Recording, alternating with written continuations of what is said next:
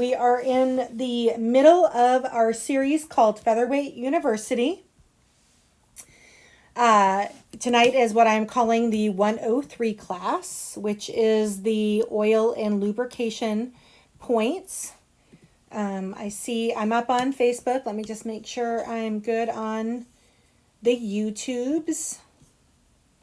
How was your long weekend? I actually didn't work this weekend. I sewed, but I didn't.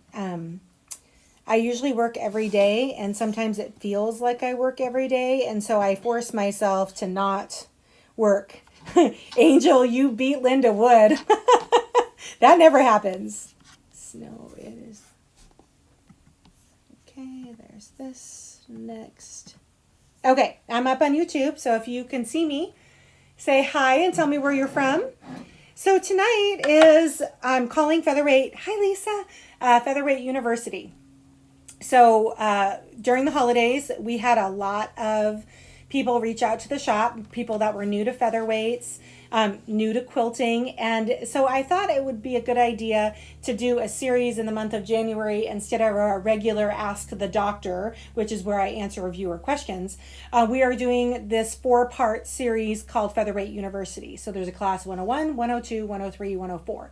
101 is the class where we talked about all the different bits and pieces and parts that would have come with your featherweight back in the day. 102 was last week. We talked about proper cleaning chemicals and procedures for bringing back shine and all that fun stuff. And tonight we are talking about oil and lubrication points. A lot of people don't realize that you have to kind of maintain these machines like a car, like a vintage car. Think of getting an oil change and getting a tune-up and all that fun stuff. These are no different. So if you will just grant me a little grace here for a moment, if you're just joining me for the first time, I'm going to say hi to a couple friends that have popped on, and then we're going to get into the good stuff. So just give me a couple minutes here. Hi, Misty from Oklahoma and Rachel from Austin, Texas. I want to come to Austin. I am dying to come to Austin. I love that place. I think I'll love that place. Not a big barbecue person, though. Angel and Linda, hi guys. Lisa, Sandy from Indiana, hello. Jen. Now you told me your nickname, so now it's going to happen, because if I call you Jennifer, it's like you're in trouble. Hi, Nancy. How you doing in Lake Stevens? And Bonnie from Illinois. Hi, Jenna from Jersey Shore. I think you're new to the group. Jenna, you're the lady that is posted in my troubleshooting group, and you just are a proud new owner of 2 featherweights, if I remember correctly. Welcome. All right, Kathy Klein from Illinois, and let's see, Dana. I haven't seen your name before either, from Cleveland, Ohio. Thanks for joining us. So she's here. Hello, and Kathleen from SoCal. Fran, hi Fran. Pauline from Texas. Becky from Texas. Linda from Michigan. Hello, Carolyn. Jeanette from Sammamish. Elizabeth from Indiana. Hi, sweetheart. And Jennifer. Okay, good. Jen. And Missy from Redmond over on YouTube. All right, I've said hi to everybody. Thank you so much for joining me.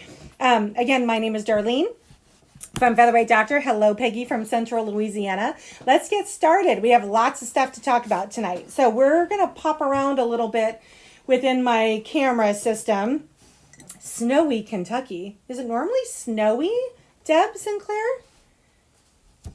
Let's see here. Oh, and then hi, Grandma. And Nancy from Arizona. Beth, I was just talking about you over on Instagram. Have you settled down a little bit from Rose arriving? All right, guys, this is what I'm calling this kind of a mini class, because if we are ever allowed to be together again in person, this would be a very small part of a full workshop that I offer. But we're going to talk specifically about oil and grease tonight. I want to go over the different oil holes. I'm going to try really hard on my lower camera to show you guys really well what you need to do. Maybe I shouldn't have worn a white shirt. I just thought about that. Grandma Lana from Alberta. Hello. And Terry from Michigan. Oh, good. Sunny. Did I miss you were saying where you got your cup? Oh, yeah. This Sunny. This is my very fun featherweight cup. It's handmade by a gentleman in I think he's in Virginia. It's called Featherweight Revival, I believe, and he does other stuff like painting with the featherweights, but he also makes these one-off pottery cups. Aren't they phenomenal? It's like my happy place. All right, so there are three.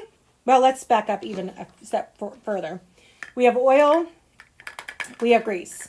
Let's talk about the oil first. Where's your jacket? Oh, I need my coat. Hold on. Carla, thank you for the reminder. I'm like Mr. Rogers in the neighborhood coming and putting his sweater on. All right, now I'm official. Thank you, Carla. All right. There, I have my doctor's coat on. So, oil, you may have gotten oil with your little machine. It came in a little tiny, cute little green can. Your sweater looked orange on Instagram. I know, had a filter. It's actually Christmas red. Everything is good, Gloria Wheeler. I am well. All right, so the oil is not special and it doesn't necessarily have a shelf life to it. So if you've got oil with your machine, or if you have oil with your other like Genomes or Berninas or Pfaffs, any sewing machine oil is fine. It's not special and it has a indefinite shelf life as long as it doesn't yellow. This is the Jen, the doctor is in. You guys crack me up. The oil is not special. This is the one we sell on our website. It has a telescoping lid on it or pointer on it, so you can be very specific about where you're getting the oil. So oil is oil is oil. Okay. Grease is very different. This one's been well used. You can see it's all worn off. Grease there's only a couple people in the whole country that make the right grease for our machines. If you did get a grease tube with your machine, it's definitely past its shelf life. You do not want to use it on the machine. You can purchase the right viscosity or melting point grease from us. Grease specifically goes in the motor ports of the motor, never oil in the motor, only grease. And it also is used to, when you're doing a full cleaning or spa day on your machine, you'll take off all the old grease from your gears, upper and lower, and you'll put new grease on your gears, so that way it has some lubrication as it's spinning through and it doesn't wear the metal down. All right, so grease is special to the featherweight. The oil, if you have oil from another sewing machine, you can use it on your featherweight also. Okay, so that being said, let's talk about the oil points first. We're going to talk about 3 different areas. And before we go to the machine, I just want to remind everybody that there are some oil points that we'll talk about that are an every 8 hour of sewing use oil point. And I will point those out as we go. I'm going to try to use the pointer on my little oil thing here to show you. I just grabbed a gross featherweight that I haven't cleaned yet off of the shelf that I picked up. It is not shiny. It is covered in, I don't know if this is smoke or what, but it is, she's kind of a sad looking gal. She's a 1952, and when I have like a half a day to clean her, I will, because that's how long it's going to take. I kid you not. All right, let's go to the machine here. I'm going to try to bring this, a little closer here. Oop, nope, wrong way. All right, we're ready.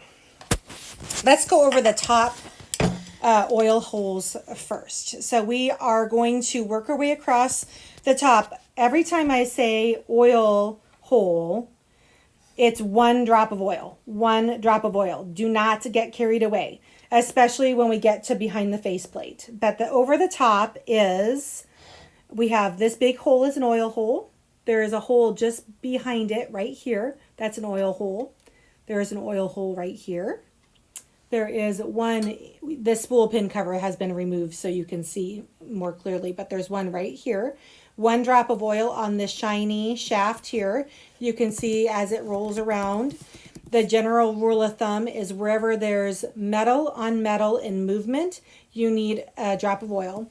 So here, one more here, close to the hand wheel, and then one more on the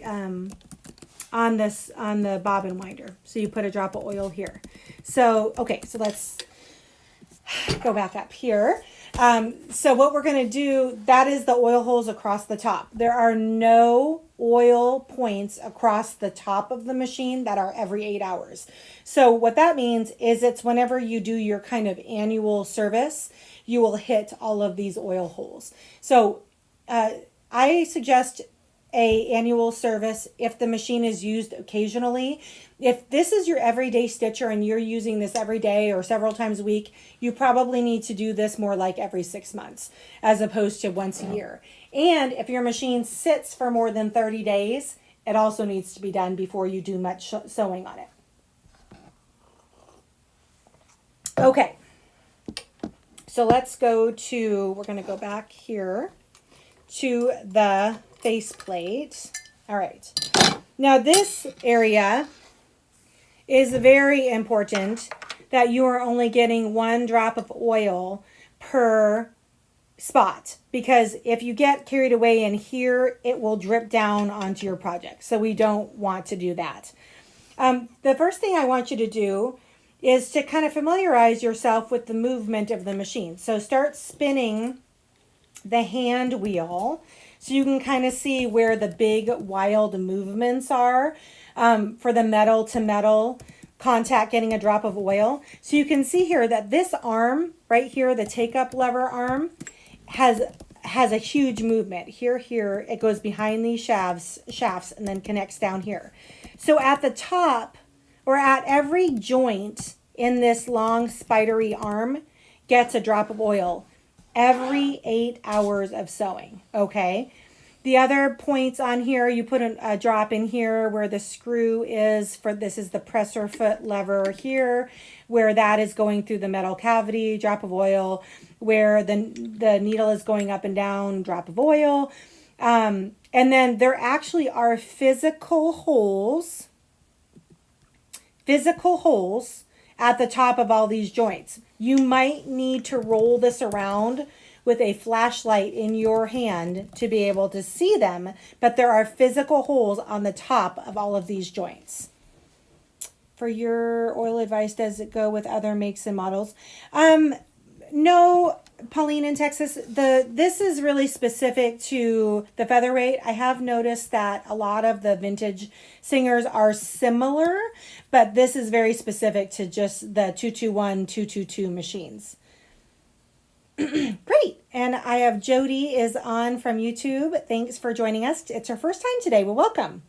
Okay, so that's behind here. But again, I gave you all of the oil points, but only the one on this big wild arm here is gets the every 8 hours. So that is the faceplate. Okay, so we're going to leave this off here. The last thing we're going to talk about is the bottom, and there are 2 oil holes on the bottom that require the every 8 hour. Oh, let's go down. Okay. I don't even know what this looks like in here. It's maybe scary. Okay. It's not too scary. All right. Can you guys see this okay? Let's see if I go up just a half a hair and maybe... This is really good practice for my big spa day I have coming up for Sew Expo.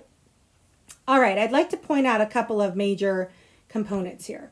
We have 3 kind of shaft looking items that go horizontally.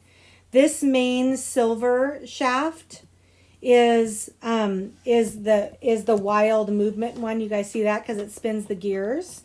I'm actually going to flip the machine this way because I am a little bit more familiar with it this way. Okay.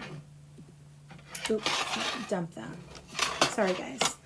All right, so on top of the gears here and here, there is an oil hole. That is every 8 hours of sewing, just on this main silver shaft at the end of the shafts. Bridget, you've been using airplane grease on the Featherweight? Ooh.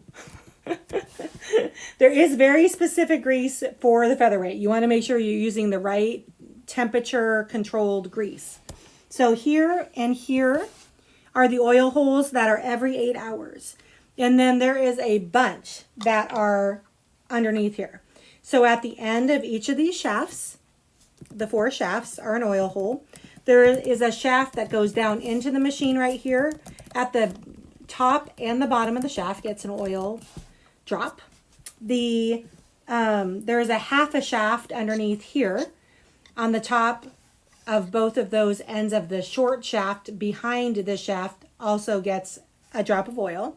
There's an oil hole on this joint here and then this joint here. So those are the oil holes that you'll hit every 6 months to a year. And then this point and this point is every 8 hours of sewing. Okay.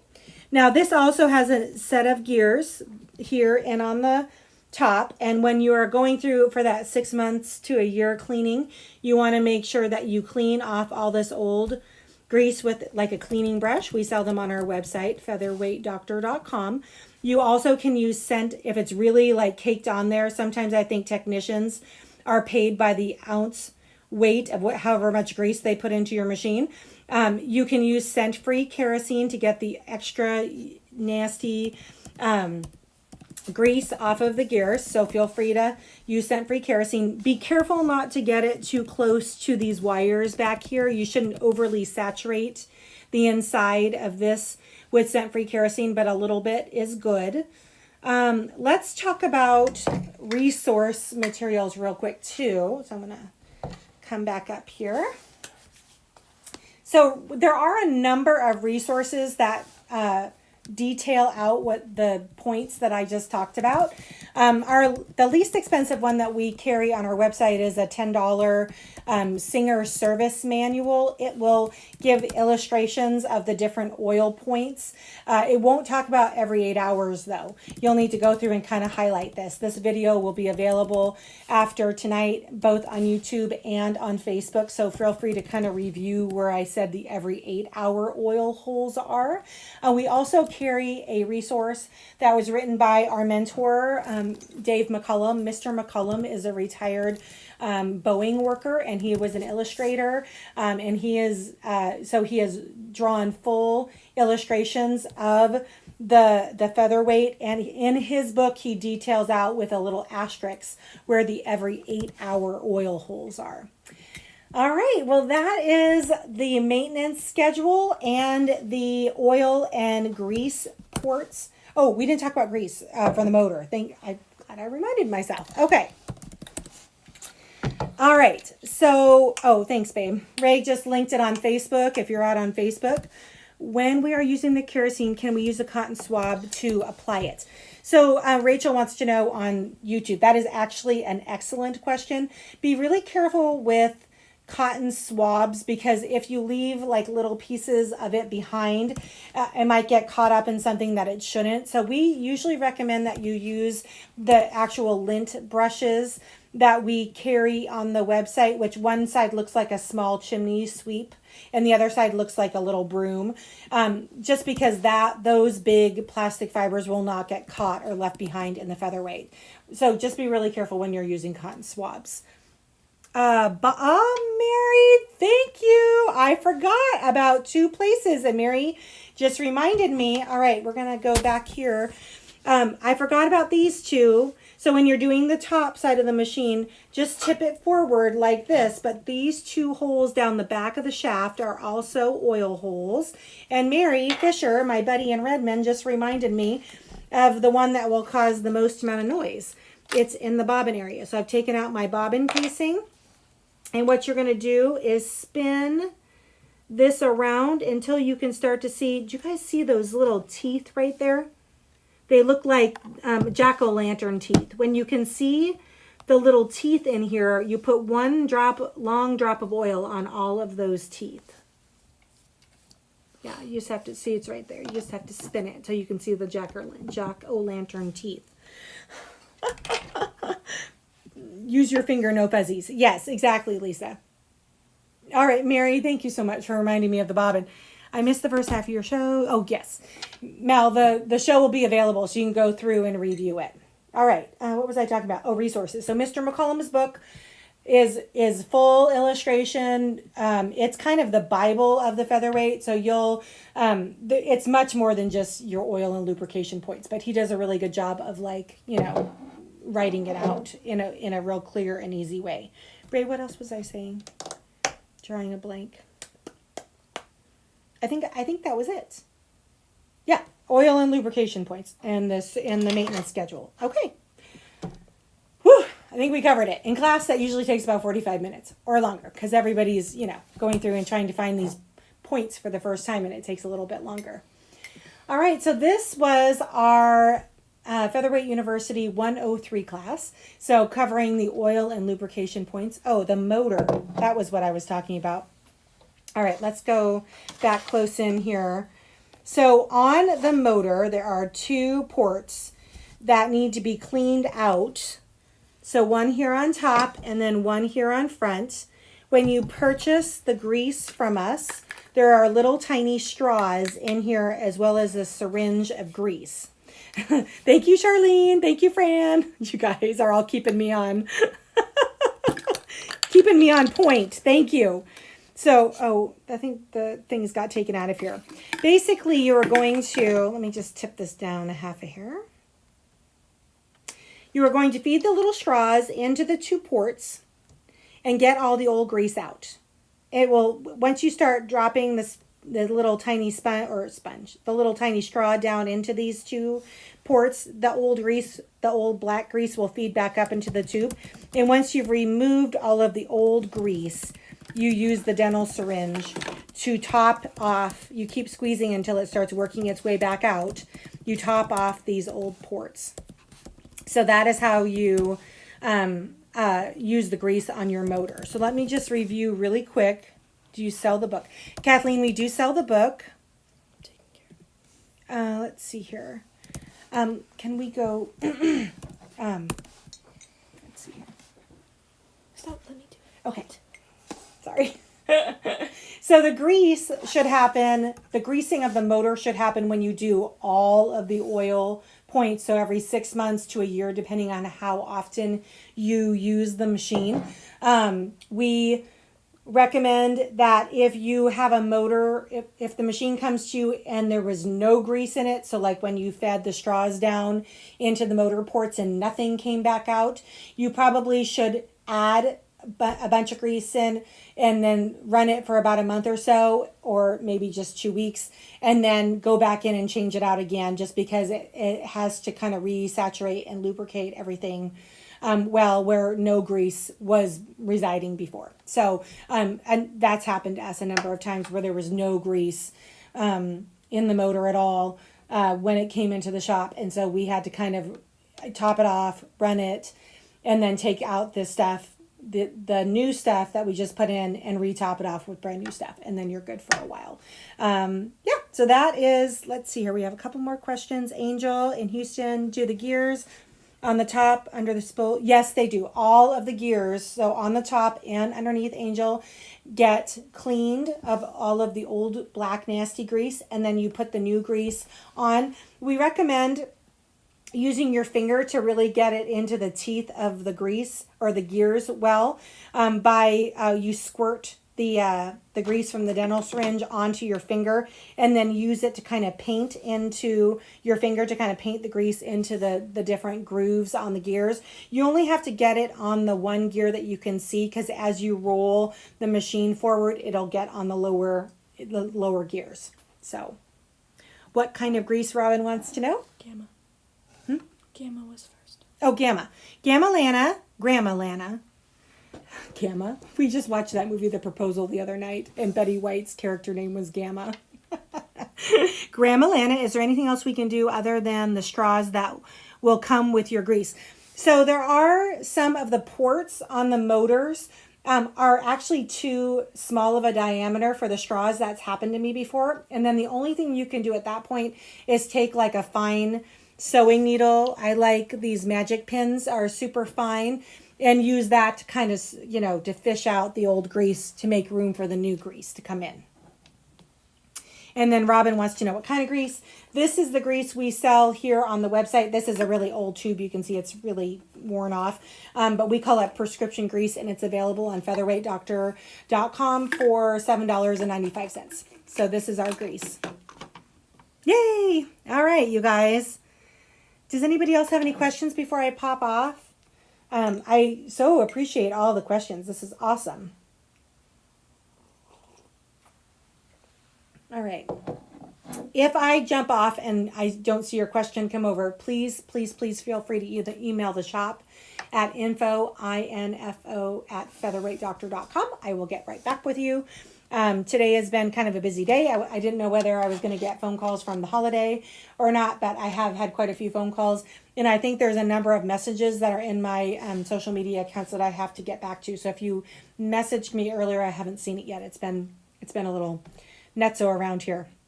I've been busy working on my tulip quilt. Do you guys see I have my first block done? Yay! All right. So on Wednesday, my next live, we do a show called Quilt As You Go. We are working on a table runner right now. It's called Winter Solstice. You'd think I'd remember the name of my own project. We're only in week 2, so it's not too late to join us. These flying geese blocks behind me are block 1, and this week is called Scrappy Snowball. For those of you who have paid the entrance fee to join us, I will be sending cutting instructions out on Tuesday night this week, because I realized that Wednesday morning to me is like Wednesday afternoon to a lot of people. So I'm going to try and send them out a day early. I can't commit to doing that every single week, but I know I'm ready to go for this week. So Tuesday, you'll be getting your cutting instructions through your email if you've paid the entrance fees. Oh, good. Odie Kimball says, excited for Wednesday. I'm pretty excited too. So I will look forward to seeing you guys at 4 o'clock Pacific Standard Time on YouTube and Facebook on Wednesday. And I do a little pre-show on Instagram about 10 minutes before. So feel free to kind of pop over. It's a little more informal. And I usually show you kind of what I'm working on that day. So thank you so much for joining me. It's been a complete pleasure.